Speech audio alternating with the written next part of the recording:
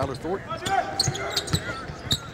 Not a bad backcourt at Gonzaga College High School in D.C. is 4 points per game. As Putney misses, ball is poked around, it's picked up by Vincent. Out top to Gurley, another shot at a three. This time he hits it. Here comes UMass, trailing by 5.5 to go. All the way to the basket goes Farrell. Top of the key for three, Correa misses long. Rebounded by Bailey, kicks it back out. Gurley open for three, and he hit. That is a smart play. Bailey, the last time he got a rebound, tried to put it back. Talked about at the top, Duquesne sitting at 4-0, much in part to a freshman. Nice pass down low, and Bailey finishes it this time. Harper's hands. Backdoor was Kevin Smith, and he wasn't so clean with it, but he picked it up and got two. 6 on the shot, 6 on the game clock. Riley going to the basket, kicks it out. Gurley, decent look at a three, and he hits it. Anthony Gurley with a big-time three to cut the lead to 6. That play was made by Freddie Riley and Correa. Correa was able to make the extra pass, but Freddie Riley, when he was driving in the lane, realized he had nowhere to go, and instead of forcing a shot, throws it back out to Correa, who makes the extra pass with a knockdown jump shot. Here's Harper working against Vincent. Out top it's Smith. Giroux wants the three. He has it and buries it. Dan Giroux with his third three of the ball game. He's got 13. He's able to knock down that three.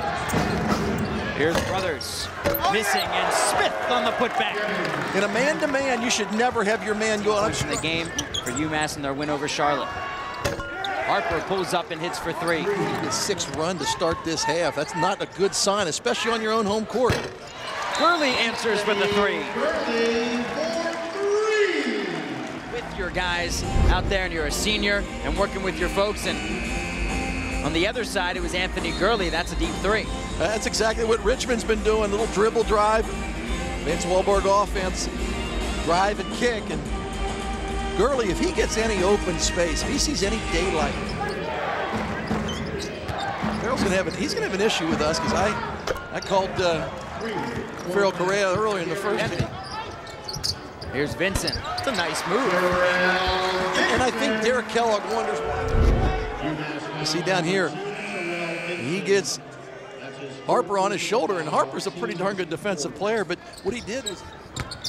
Anderson doing what he does best, getting into the lane, but he has a shot blocked from behind. That's Farrell. Won't confuse him there. That is Farrell. He's got a size advantage on Anderson, and what he did was he just waited until Anderson went up.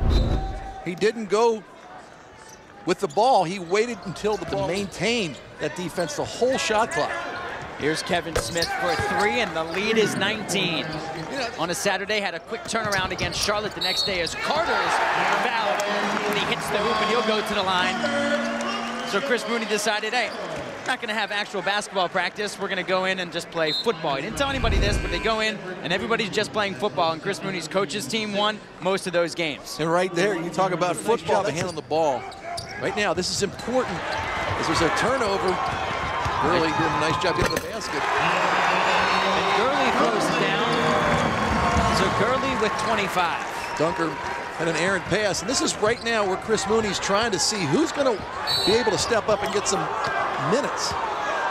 Dunker, when you're extending on the wings, you got to make sure that you look for the pass. You'll see Dunker not looking at Gurley. And Gurley actually with the opposite hand, the left hand, was able to tip it away. Doing and how he's become the player of the year and the leader of this Richmond team. Gurley hits for three. He's got 28. Well, they beat Dayton here, and they were 26 of 31. It was clearly the difference. Only 12 field goals in that game. You see Justin Harper just taking Putney right to the basket.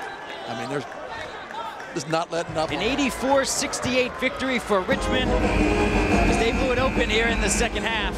After leading by just 6 at the break, Chris Mooney's team stepped it up in the second, and UMass just couldn't get it going. We'll wrap up this ball game after this. Back here at UMass, an 84-68 victory for Richmond over Massachusetts. Noah Kozlov and Steve Wolf with you at the Mullen Center. Steve, what had stood out really in Richmond's second half? Not just the UMass struggling at the free throw line, but Richmond pulling away and then doing it again at the end. I think that Richmond really took the aggressiveness in the second half and took it to another level. Getting the ball inside, getting the rebounds, making good attempts at the basket. I think UMass had a lax defensively. They weren't able to put the ball in the basket underneath there. They had a lot of point-blank shots and weren't able to make them. So when you take a look at the stats for this ball game, an 84-68 victory for Richmond, and it was that second half shooting for the Spiders at 52% for the game. And in the second half, they shot 63% from the floor. They did a great job getting open shots, and then the points off turnover were big for the Spiders. So Richmond improves to 14-5, a 3-1, a 4-1 record in the Atlantic 10 as Richmond improves to 15-5. UMass falls to 3-2 in the A10. For Steve Wolf and our entire CBS College Sports Network crew, I'm Noah Kozlov. For the latest Atlantic 10 scores, news, highlights, and analysis, log on to Atlantic10.com. This has been a presentation of the CBS College Sports Network. Thanks for watching, and thank you so much for spending your afternoon with us up here in Amherst, Massachusetts.